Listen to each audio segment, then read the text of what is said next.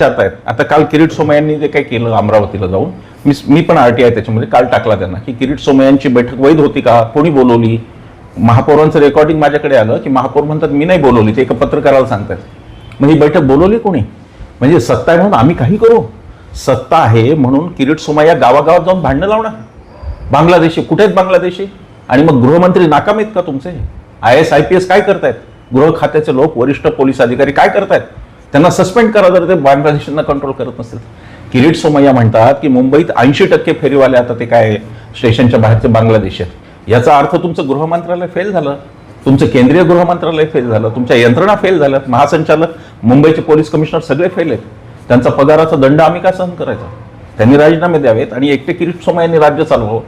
ही कुठल्या प्रकारची झुंडगिरी चालली की तुम्ही संवैधानिक पदावर नाही, तुम्ही माजी खासदार आहात, तुम्ही कुठल्याही महापालिकेत जाता, महापौराच्या बाजूला बसता, तुम्ही लोकनियुक्त प्रतिनिधी नाही आहात तिथले, ना तुम्हाला तिथल्या लोकांनी निवडून दिले, तुम्ही महापौरांच्या बाजूला खुर्ची लावून बसता, आयुक्ताच्या बाजूला बसता आणि तुम्ही दादागिरी करता तिथे की आकडेवारी कोण का आम्हाला का नाही देत आकडेवारी महापालिका?